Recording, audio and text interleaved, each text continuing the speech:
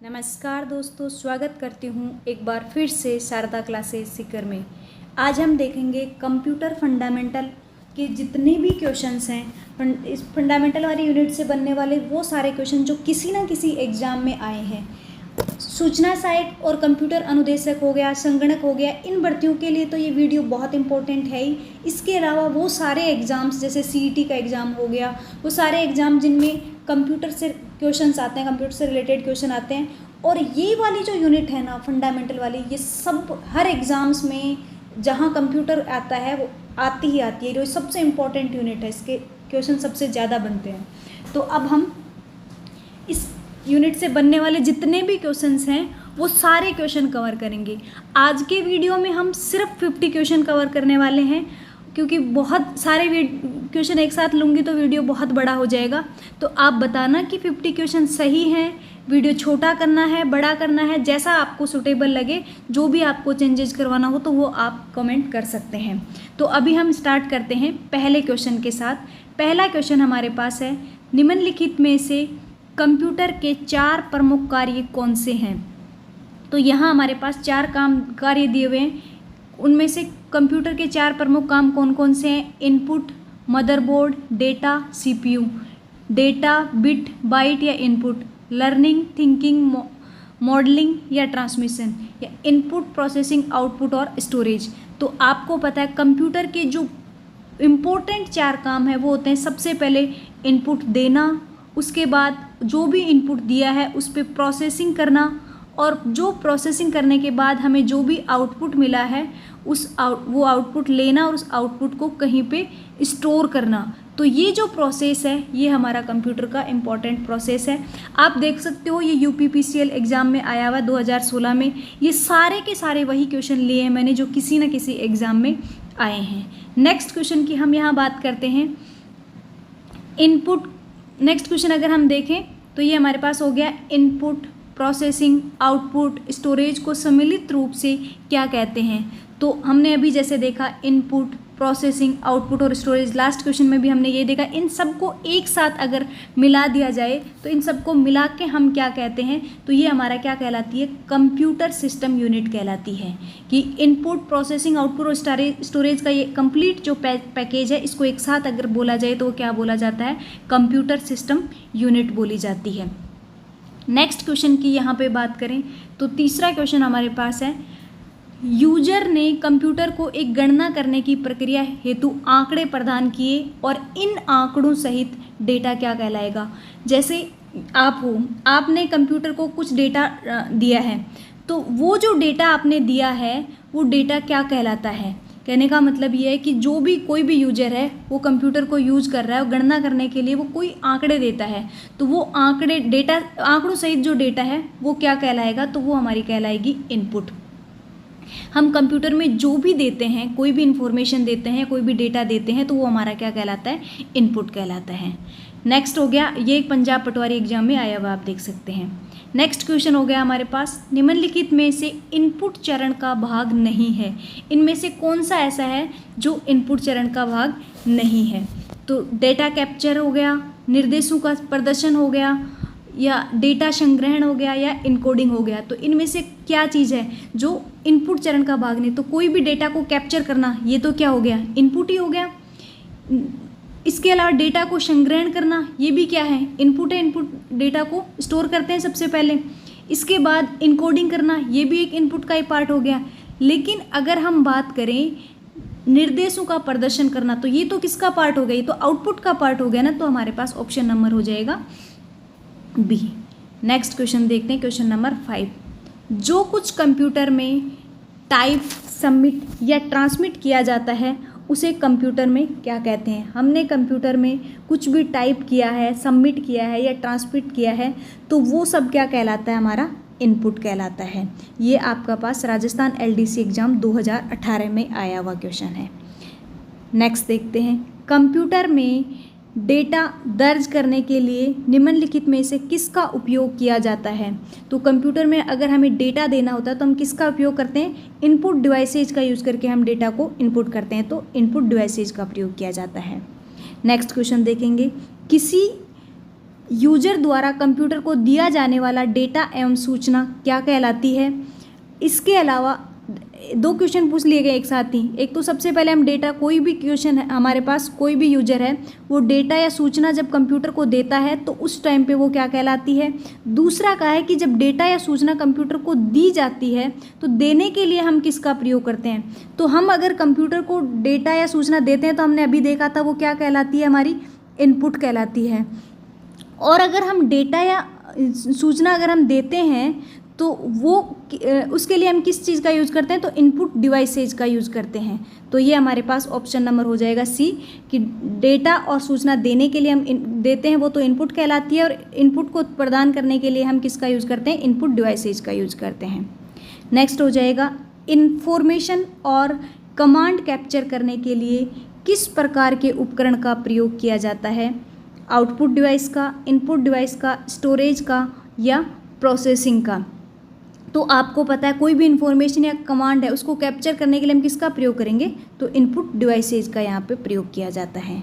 Next देखते हैं, कौन सा एक भाग कंप्यूटर की प्रक्रिया का अंग नहीं है। तो इनमें से कौन सा भाग है जो कंप्यूटर प्रोसेसिंग का पार्ट नहीं है। सीपीयू है, आपको पता है कंप्यूटर प्रोसेसिंग का पार्ट है, एएलयू भी कंप्यूटर प्रोसेसिंग का पार्ट है, और सीयू भी कंप्यूटर प्रोसेसिंग का पार्ट है, लेकिन इनपुट है वो कंप्यूटर प्रोसेसिंग का पार्ट नहीं है। कंप्यूटर में मेन चीज़ें क्या होता है, सबसे पहले इनपुट देते हैं, उसके बाद प्रोसेसिंग होती है, और प्रोसेसिंग के बाद हमें आउटपुट मिलता है। ये मेन प्रोसेस होता है। अब ये जो इनपुट आ गया हमारा, ये तो इनपुट का पार्ट हो गया। सीपीयू, एएलयू और सीयू ये प्रोसेसिंग के पार्ट हैं, और जो हमें जैसे मॉनिटर हो गया, अगर यहाँ पे मॉनिटर होता दिया हुआ या हमें आउटपुट होता तो वो हमारा आउटपुट का पोर्शन हो जाता। नेक्स्ट क्वेश्चन हम देखते हैं। क्वेश्चन नंबर आपके पास दिया हुआ 10। इसमें दिया है यूजर द्वारा दिए गए मानवीय निर्देशों को कंप्यूटर के समझने योग्य बिट सिग्नल 0 और 1 में कौन परिवर्तित करता है। हम जब कंप्यूटर को डेटा देते हैं तो हम कोई भी इन्फॉर्मेशन देते हैं, हम जैसे लिख रहे हैं, कुछ भी टाइप कर रहे हैं, तो हमने जैसे नाम लिखा, मैंने लिखा कि शारदा क्लासेस सीकर। अब शारदा क्लासेस सीकर जब मैं लिख रही हूँ तो शारदा क्लासेस सीकर मैं तो समझ पा रही हूँ, बट क्या कंप्यूटर इसको समझ पाएगा डायरेक्ट। तो कंप्यूटर इसको समझने के लिए क्या करते हैं कि इसको 0 और 1 में कन्वर्ट करता है। अब ये 0 और 1 में कन्वर्ट करने, कंप्यूटर को समझने के लिए ये कन्वर्ट करने का काम कौन करता है, तो ये इनपुट डिवाइसेज करती हैं। जब हम इनपुट देते हैं तो किसी न किसी इनपुट डिवाइस का यूज करते हैं। वो इनपुट डिवाइस क्या करती है, जो हमारी मैनुअल फ्रेंडली जो डेटा है उस डेटा को ये किस में कन्वर्ट करने का काम करती है, मशीन लैंग्वेज में कन्वर्ट करने का काम करती है, जो मशीन या हमारा कंप्यूटर समझता है 0 और 1 की भाषा को, उसमें ये बदलने का काम करती है। नेक्स्ट हम देखते हैं क्वेश्चन नंबर 11। वह डिवाइस जो सूचनाओं को कंप्यूटर के समझने योग्य बनाते हैं वो क्या कहलाते हैं, तथा इसके विपरीत कार्य करने वाले डिवाइस क्या कहलाते हैं। वो डिवाइसेज जो कंप्यूटर को समझने योग्य बनाते हैं और उसके अपोजिट। तो अभी हमने देखा कंप्यूटर के समझने योग्य बनाने का काम तो कौन करता है, तो ये तो इनपुट डिवाइसेज करती है। और दूसरा अगर हम बात करें कि वो डिवाइसेज जो इसके विपरीत काम करती है तो वो कौन सी हो जाएंगी, आउटपुट डिवाइसेज हो गए। तो इनपुट और आउटपुट समझने योग्य बनाने के लिए सबसे पहले वाले में ऑप्शन आ जाएगा इनपुट डिवाइस, और दूसरे वाले में हो जाएगा आउटपुट कहलाती है। तो जो हम कंप्यूटर को समझने योग्य बनाने का काम इनपुट डिवाइसेज करती है, और हमें यूजर के समझने योग्य वापस डेटा में कन्वर्ट करने का काम आउटपुट डिवाइसेज करती हैं। नेक्स्ट क्वेश्चन देखते हैं। इनपुट डिवाइसेज में क्लासिफिकेशन के पश्चात क्लासिफिकेशन के जो प्रकार हैं वो कौन कौन से हैं। हमारी जो इनपुट डिवाइसेज होती हैं ये मेनली 2 टाइप की होती हैं। कौन कौन से वो 2 टाइप हैं, तो वो है हमारे पास ऑफलाइन और ऑनलाइन। ऑप्शन नंबर हमारे पास हो जाएगा ऑनलाइन और ऑफलाइन। अगर हम ऑनलाइन कीबोर्ड की अगर हम बात करें तो ऑनलाइन कीबोर्ड में हमारे पास कौन कौन सी आ जाए, ऑनलाइन इसकी डिवाइसेज, इनपुट डिवाइसेज की बात करें तो कीबोर्ड हो गया हमारे पास। इसके अलावा अगर हम बात करें तो दूसरा माउस हो गया, लेकिन ऑफलाइन की अगर हम बात करें तो हमारे पास ऑफलाइन में अगर हम देखें तो डिजिटल कैमरा है वो हमारे पास ऑफलाइन इनपुट डिवाइसेज में आता है। तो आप समझ पाए होंगे कि इनपुट डिवाइसेज है वो दो पार्ट्स में क्लासीफाई की गई है, ऑनलाइन और ऑफलाइन। कीबोर्ड और माउस है जो डायरेक्टली पेरिफेरली कनेक्टेड होता है, वो सारी इनपुट डिवाइसेज हैं वो किस में आ जाती है, ऑनलाइन में। और जो पेरिफेरली कनेक्टेड नहीं है वो किस में आ जाती है, जैसे हमारे पास डिजिटल कैमरा हो गया, ये ऑफलाइन में आ जाती है। नेक्स्ट देखते हैं, इनपुट और आउटपुट इंफॉर्मेशन में किसके द्वारा बदला जाता है।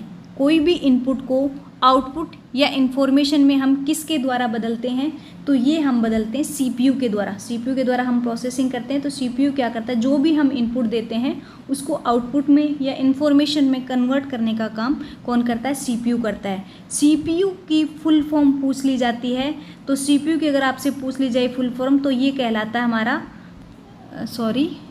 इसकी सीपीयू की फुल फॉर्म की अगर हम बात करें तो ये कहलाएगा सेंट्रल प्रोसेसिंग यूनिट। कई बार बहुत सारे एग्जाम्स में इसकी फुल फॉर्म पूछी जाती है। सीपीयू के बारे में क्वेश्चंस बहुत ज़्यादा आते हैं, तो सीपीयू से बनने वाले सारे क्वेश्चंस को अच्छे से देखकर जाना है। नेक्स्ट हम देखते हैं, कौन सा डिवाइस कंप्यूटर सिस्टम को प्रोसेसिंग के लिए सूचना भेजता है। तो मॉनिटर भेजता है, प्रिंटिंग भेजता है, इनपुट भेजता है या आउटपुट। तो इनमें से कौन सी डिवाइस है जो कंप्यूटर सिस्टम को प्रोसेसिंग करने के लिए सूचना देता है। तो इनपुट डिवाइस है, ये काम करती है सीपीयू को सूचना देने का। नेक्स्ट क्वेश्चन नंबर 15, कीबोर्ड किस तरह की डिवाइस है। तो हम सबको पता है कीबोर्ड एक क्या है, इनपुट डिवाइस है, और ये एक स्टैंडर्ड इनपुट डिवाइस है। कई बार क्वेश्चन पूछा जाता है कि स्टैंडर्ड इनपुट डिवाइस कौन सी है या प्राथमिक इनपुट डिवाइस कौन सी है, सबसे ज़्यादा यूज की जाने वाली इनपुट डिवाइस कौन सी है। तो ये सारी की डिवाइस में सबसे इम्पोर्टेंट अगर इनपुट डिवाइस की बात की जाए तो वो कीबोर्ड ही है। नेक्स्ट हम बात करते हैं, कंप्यूटर में सबसे अधिक प्रयोग होने वाली इनपुट डिवाइस कौन सी है। ये देखो पूछ लिया गया, सबसे ज़्यादा काम में ली जाने वाली इनपुट डिवाइस, और राजस्थान लाइब्रेरियन ग्रेड 3 के एग्जाम में आया हुआ क्वेश्चन है ये। तो ये हमारे पास हो जाएगा ऑप्शन नंबर बी, कीबोर्ड ही है। कंप्यूटर का प्राथमिक इनपुट डिवाइस किसे कहा जाता है, ये MPASO एग्जाम में आया हुआ है। तो कीबोर्ड और माउस ये दोनों के दोनों हमारे क्या कहलाते हैं, प्राथमिक इनपुट डिवाइसेज कहलाते हैं। तो ऑप्शन नंबर आपका सही हो जाएगा डी, ए और बी दोनों। नेक्स्ट देखते हैं, कंप्यूटर में प्रयुक्त इनपुट डिवाइसेज की कीबोर्ड के संबंध में सत्य कथन क्या है। Keyboard peripheral online input device है, बिल्कुल है, अभी मैंने थोड़ी देर पहले आपको बताया। कीबोर्ड कंप्यूटर का स्टैंडर्ड इनपुट डिवाइस माना जाता है, ये भी बिल्कुल सही है। कीबोर्ड का आविष्कार 1868 में हुआ था। तो कीबोर्ड का आविष्कार है वो 1868 में ही हुआ था। और किसने किया था, तो ये किया था क्रिस्टोफर। कई बार पूछ लिया जाता है इनका नाम भी, तो क्रिस्टोफर लेथम सोले, क्रिस्टोफर लेथम सोलेज हैं। इन्होंने 1868 में कीबोर्ड का आविष्कार किया था। तो उपरोक्त सभी आंसर हमारे पास हो जाएगा डी। नेक्स्ट है, कीबोर्ड किस सिद्धांत पर काम करता है। तो कीबोर्ड हमारा है, यहाँ पे ये टाइपिंग मिस्टेक है, यहाँ पे ये है CUI, करेक्टर यूजर इंटरफेस। इसकी फुल फॉर्म भी पूछ ली जाती है, करेक्टर यूजर इंटरफेस। यहाँ पे ये GUI था, ये टाइपिंग मिस्टेक हुई है। तो हमारा कीबोर्ड है, इसका आंसर हो जाएगा B, CUI, character user interface में आता है, ये इस सिद्धांत पे काम करता है। करेक्टर यूजर इंटरफेस की अगर हम बात करें तो क्या हम कीबोर्ड से क्या देते हैं, करेक्टर ही तो देते हैं। और इसके लिए हम प्रॉपरली कीबोर्ड का यूज़ करें, इसके लिए हमें कुछ कमांड्स की भी ज़रूरत पड़ती है। जैसे हमारे पास हो गया Ctrl+C, ये कमांड होगी। अगर हमें कोई भी डेटा को कॉपी करना है तो इसके लिए Ctrl+C कमांड का यूज़ करते हैं। हमें डेटा को डिलीट करना है तो डिलीट कमांड का यूज़ करते हैं। तो इस तरह की कमांड्स भी याद होनी चाहिए इसके लिए। नेक्स्ट हम देखते हैं, कीबोर्ड इज यूज, कीबोर्ड है वो किसके लिए यूज किया जाता है। तो to enter text and number and send command to the computer, कोई भी टेक्स्ट और नंबर को, तो ये हमारे पास बिल्कुल सही आंसर है इसका। कीबोर्ड का हम किस लिए यूज़ करते हैं, कोई भी टेक्स्ट या नंबर को एंटर करने के लिए और या फिर कंप्यूटर को कमांड सेंड करने के लिए, जैसे आपको डिलीट करना है तो डिलीट कमांड सेंड कर दी, आपको कॉपी करना है तो आपने Ctrl+C कमांड दे दी। तो इस तरह की कमांड देने के लिए, या फिर आपको ए टाइप करना तो आपने ए टाइप कर दिया, वाई टाइप करना तो आपने वाई टाइप, तो किसी भी कोई भी टेक्स्ट को, या आपको 1 टाइप करना है, 5 टाइप करना, तो आप नंबर कीबोर्ड से टाइप कर सकते हैं। तो ऑप्शन नंबर आपका हो जाएगा यहाँ से ए। नेक्स्ट देखते हैं कीबोर्ड किस प्रकार का प्रकार है आपके पास। तो आपने देखा कीबोर्ड है वो सीरियल कीबोर्ड है, पैरेलल कीबोर्ड है, ए और बी दोनों है, या इनमें से कोई भी नहीं है। अभी मैंने आपको थोड़ी देर पहले ही बताया, सॉरी ये नहीं बताया। तो कीबोर्ड हमारा किस प्रकार का है, तो ये सीरियल भी यूज किया जाता है और पैरेलल भी यूज किया जा सकता है। तो ऑप्शन नंबर आपके पास हो जाएगा सी। कीबोर्ड है वो सीरियल और पैरेलल दोनों तरीके से इसको यूज किया जा सकता है। नेक्स्ट हम सीरियल में अगर आप देखोगे तो सीरियल में क्या होता है, डेटा को बिट बाय बिट पहले 0 सेंड किया, फिर 1 सेंड किया, एक ही वायर के थ्रू आपको डेटा सेंड करना होता है। लेकिन पैरेलल में क्या होता है, पैरेलली आप डेटा को एक वायर के थ्रू आप 1 सेंड कर रहे हो, एक के थ्रू 0 कर रहे हो, तो इस तरह से पैरेलली कनेक्शन होता है। नेक्स्ट हम देखते हैं parallel port usually are not use to connect. इनमें से कौन सा है पैरेलल पोर्ट में कनेक्ट नहीं किया जाता है, मॉडेम है, स्कैनर है, प्रिंटर है, या सीडी राइटर है। तो आपको पता है कि स्कैनर है, प्रिंटर है, सीडी राइटर, ये सारे के सारे तो सीरियली ये पैरेलली पोर्ट किए जा सकते हैं। लेकिन मोडेम जो है वो पैरेलली पोर्ट नहीं किया जाता है, मोडेम को आपको सीरियल पोर्ट में ही यूज करना पड़ेगा। तो मोडेम के लिए आपको कौन सा पोर्ट यूज करना पड़ेगा, सीरियल पोर्ट। जबकि स्कैनर, प्रिंटर और सीडी राइटर इन सब के लिए आप पैरेलल पोर्ट का यूज कर सकते हैं। नेक्स्ट क्वेश्चन नंबर 23 है, a combination of the keyboard and the visual display unit. आपका कीबोर्ड और VDU दोनों का जो कॉम्बिनेशन है वो क्या कहलाता है। ये बहुत इंपॉर्टेंट क्वेश्चन है आपका, UPPCL एग्जाम में आया हुआ है। तो ये कहलाता है टर्मिनल। कई बार ये क्वेश्चन इस तरह से भी पूछा जाता है, टर्मिनल किस किस के कॉम्बिनेशन से बनता है, तो ये कीबोर्ड और VDU के कॉम्बिनेशन से बनता है। नेक्स्ट देखते हैं कीबोर्ड का जनक किसे कहा जाता है। तो अभी आपको थोड़ी देर पहले मैंने बताया था, क्रिस्टोफर लेथम सोले हैं वो इसके जनक हैं। और इन्होंने कब कीबोर्ड की स्थापना की थी, तो 1868 में की थी। नेक्स्ट हो जाएगा, निम्न में से कौन सा इनपुट डिवाइस अकाउंटिंग के हेतु प्रयोग किया जाता है। तो अकाउंटिंग के लिए कीबोर्ड का सबसे ज़्यादा प्रयोग किया जाता है, क्योंकि अकाउंटिंग में आपको क्या चाहिए होता है, या तो नंबर्स टाइप करने होते हैं या फिर कोई भी लेटर टाइप करना होता है। ज़्यादातर आपको नंबर्स की ही ज़रूरत पड़ती है, तो वो आपको टाइप करने के लिए किसकी ज़रूरत पड़ेगी, कीबोर्ड की। नेक्स्ट है, सामान्यतः डिजिटल दुनिया में प्रयुक्त अधिकांश कीबोर्ड में लेआउट का प्रकार होता है। आपको पता है कि हम जब कीबोर्ड यूज़ करते हैं तो मैक्सिमम टाइप के कीबोर्ड है, जो कीबोर्ड है हमारे पास, उनमें क्वेर्टी टाइप का कीबोर्ड ही यूज किया जाता है। क्वेर्टी क्या है, कीबोर्ड में 3 रोज होती हैं। पहली 3 रोज में अल्फ़ाबेट्स होते हैं सारे A to Z तक। पहली रो में जो अल्फ़ाबेट्स दिए हुए होते हैं वो इस फॉर्मेट में दिए होते हैं। पहला लेटर Q है, फिर W है, फिर E है, फिर R है, T है। आप अपने कंप्यूटर में देख सकते हैं इसी फॉर्मेट में होता है। तो इसी फॉर्मेट की वजह से इसका नाम क्वेर्टी पड़ा है। तो ये क्वेर्टी फॉर्मेट में ही ज़्यादातर होता है। ये क्वेश्चन बहुत इंपॉर्टेंट क्वेश्चन है, कई बार पूछा गया क्वेश्चन है ये। नेक्स्ट है कंप्यूटर, ये हो गया हमारे पास कंप्यूटर जगत में क्वेर्टी किसका प्रकार है, इसको उल्टा करके पूछ लिया गया। देखो ये राजस्थान RPSC में पूछा गया क्वेश्चन है, क्वेर्टी है वो किसका प्रकार है, तो आपको पता है कीबोर्ड का प्रकार है, हमने अभी जस्ट देखा ही है। QWERTY keyboard design was originally intended to. QWERTY keyboard जो है इसको डिजाइन करने की क्यों ज़रूरत पड़ गई थी, तो ये इसको हमारी जो टाइपिंग है इसको हार्ड और इनएफिशिएंट बनाने के लिए इसका यूज किया गया था।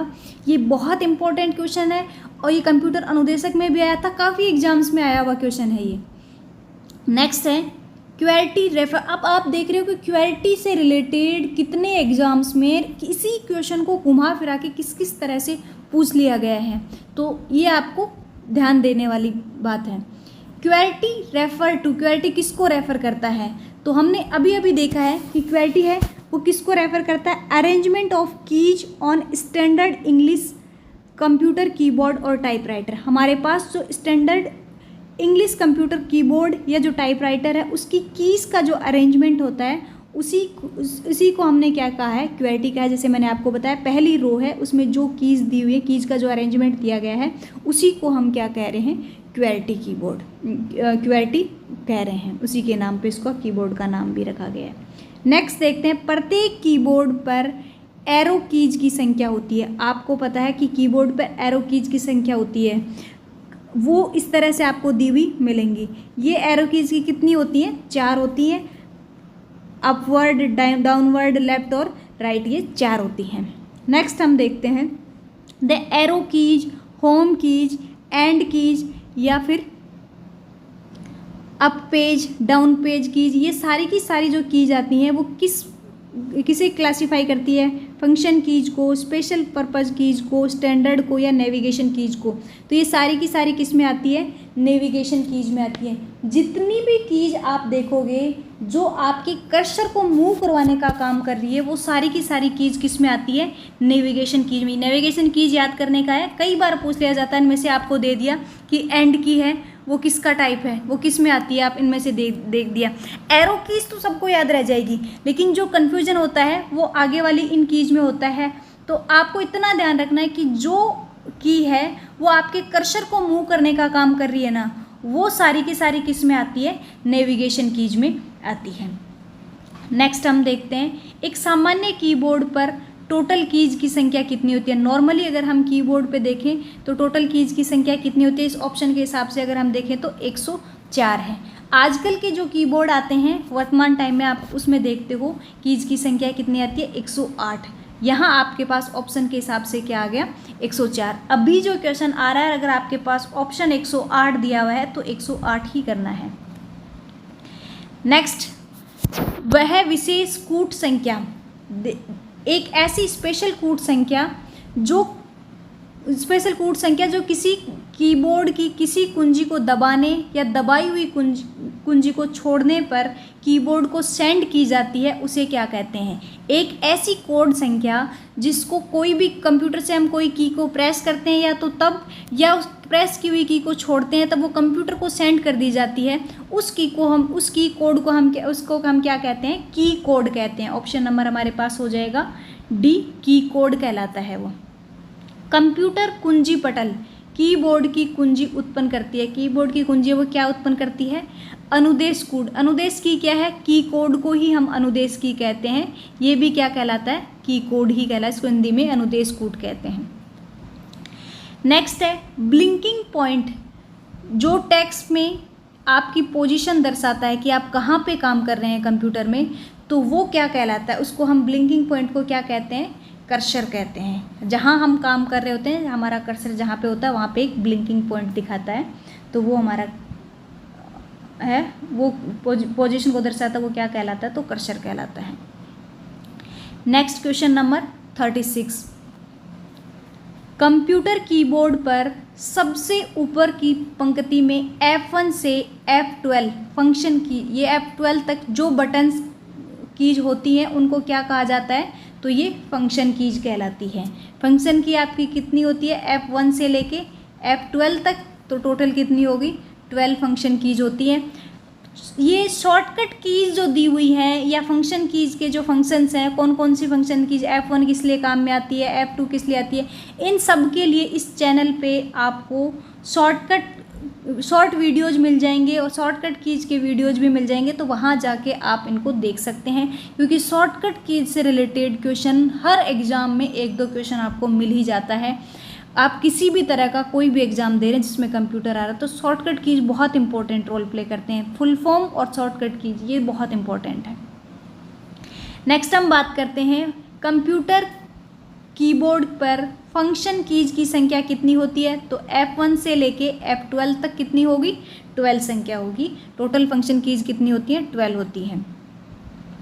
नेक्स्ट हम बात करते हैं, शॉर्टकट की जो अंतिम कार्य को दोहराने के लिए प्रयोग की जाती है। जस्ट हमने काम किया है, उस काम को रिपीट करने के लिए, हमारा रिपीट एक्शन को, लास्ट एक्शन को रिपीट करने के लिए जिस की का प्रयोग किया जाता है वो कौन सी की है, तो वो की होती है हमारे पास F4। F4 क्या आते हैं, MS वर्ड में या एक्सेल में लास्ट एक्शन को रिपीट करने के लिए इसका प्रयोग किया जाता है।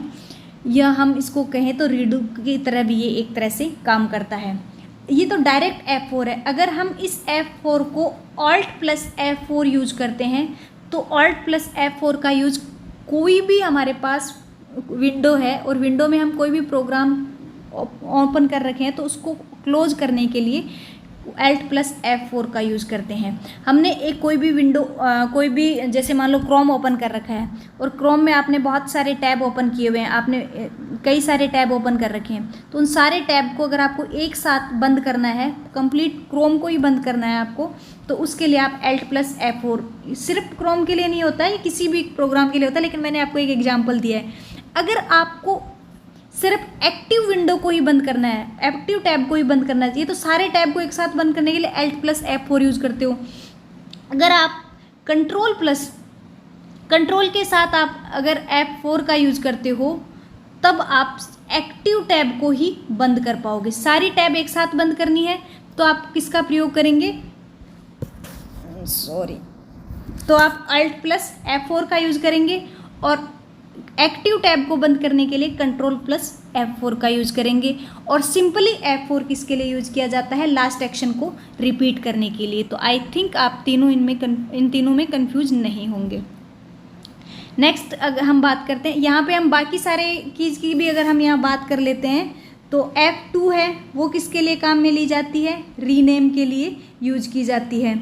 F1 की बात करें तो ये हेल्प के लिए यूज की जाती है। F8 की अगर हम बात करें तो ये MS वर्ड में अगर आप F8 2 बार प्रेस करते हो तो ये किसी ना किसी वर्ड को, ये जिस वर्ड को आपको सेलेक्ट करना होता है उस वर्ड को सेलेक्ट कर देता है।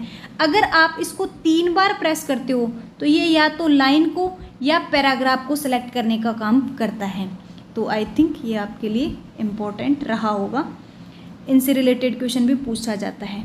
कंप्यूटर के किसी प्रोग्राम विंडो में हेल्प बॉक्स ओपन करने के लिए, तो अभी मैंने आपको बताया F1 की का यूज़ किस लिए किया जाता है, हेल्प बॉक्स को ओपन करने के लिए यूज़ किया जाता है। F7 हम किस लिए यूज़ करते हैं, ये स्पेलिंग और ग्रामर को चेक करने के लिए F7 का यूज़ किया जाता है। F6 की अगर हम बात करें तो ये हमारे पास किसी भी वेब ब्राउज़र के एड्रेस बार में जाने के लिए इसका प्रयोग किया जाता है F6 का। F3 की अगर हम बात करें तो सर्च करने के लिए इसका प्रयोग किया जाता है, सर्च के लिए इसका प्रयोग करते हैं। सॉरी। नेक्स्ट हमारे पास है कंप्यूटर में पहले से सेव की गई कोई भी फाइल है उसको दोबारा से सेव एज करने के लिए हम कौन सी कीज का प्रयोग करते हैं, तो सेव एज करने के लिए हमारे पास की होती है F12 की। F11 की किसके लिए काम में ली जाती है, हमारे पास कोई भी विंडो है, जैसे विंडो एक्सप्लोरर आपने ओपन कर रखा है, उसको आपको फुल स्क्रीन करना है, तो फुल स्क्रीन करने के लिए या फुल स्क्रीन को वापस से एग्जिट करना है तो उसके लिए आप किसका यूज़ करते हैं, F11 का यूज़ करते हैं।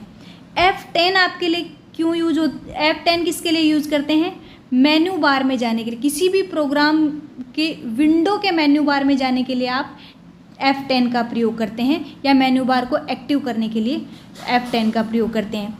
F9 की बात की जाए तो ये MS आउटलुक में ईमेल को सेंड और रिसीव करने के लिए MS9 का प्रयोग करते हैं। आई थिंक मेरे ख्याल से मैंने सारे के सारे फंक्शन कीज हैं वो यहाँ पे बता दिए इन ऑप्शंस के माध्यम से। बाकी आपको सब एक साथ देखना है तो वीडियो के डिस्क्रिप्शन बॉक्स में आपको लिंक मिल जाएगा, शॉर्ट वीडियो है 1 मिनट का, आप वहाँ जाके इन सबको एक साथ भी देख सकते हैं। नेक्स्ट है हमारे पास कंप्यूटर कीबोर्ड में फंक्शन कीज के एप्लीकेशंस के बारे में बताना है। F2 क्या काम करता है, अभी मैंने आपको बताया था F2 क्या करता है, किसी फाइल या फोल्डर को रीनेम करने का काम करता है। F5 का क्या काम है, रिफ्रेश करने का काम करता है F5, तो ये हो जाएगा इसके साथ।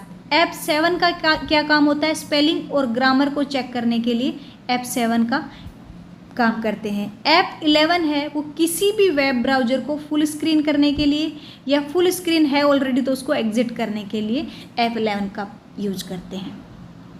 नेक्स्ट क्वेश्चन हमारे पास हो जाएगा, कीबोर्ड पर एरो या तीर के निशान के रूप में जो एरो कीज होते हैं उनको क्या कहा जाता है, तो अभी थोड़ी देर पहले मैंने बताया था नेविगेशन कीज कहा जाता है।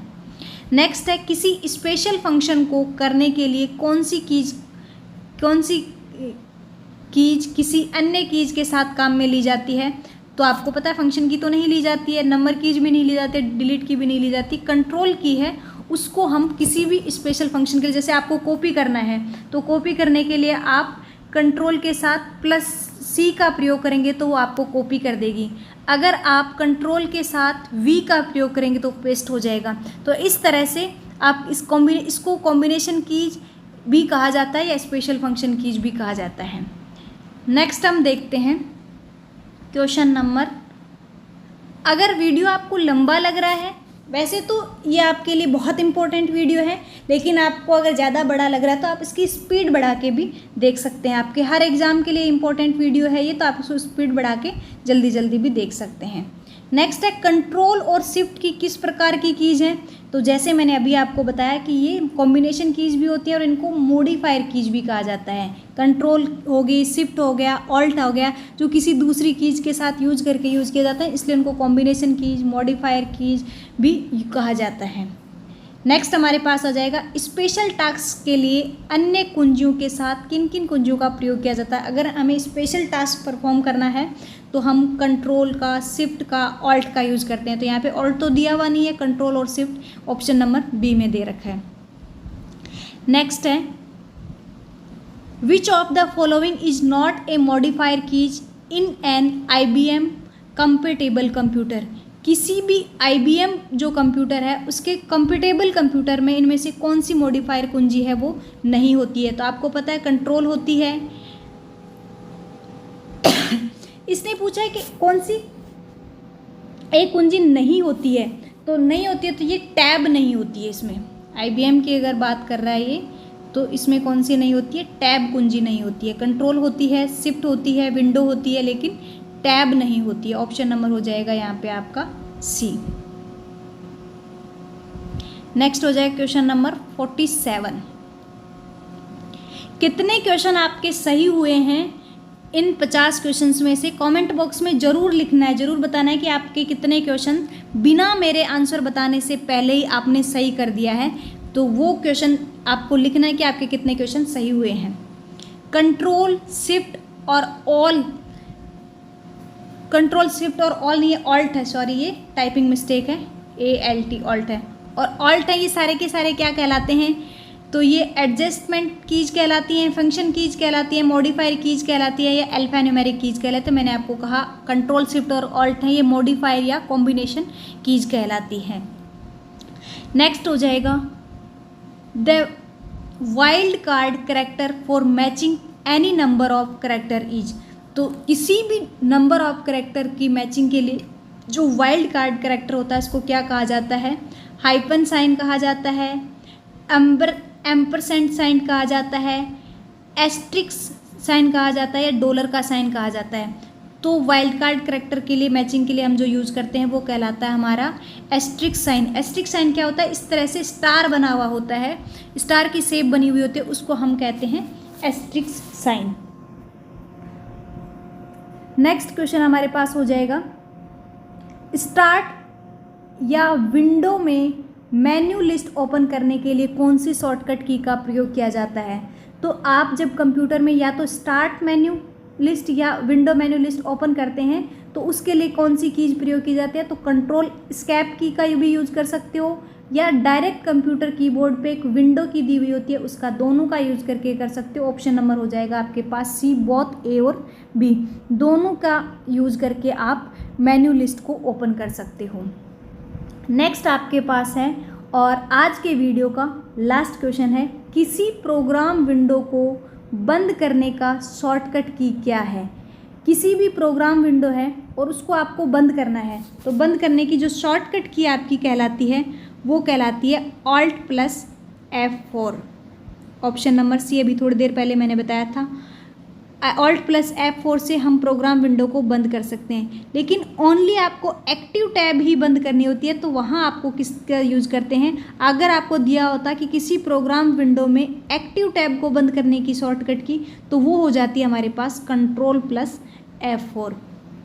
वीडियो कैसा लगा कमेंट करके ज़रूर बताना, और इसी सीरीज को आगे कंटिन्यू करने के लिए आपके जो भी सुझाव हो वो भी ज़रूर बताना। Thank you so much friends for watching this video.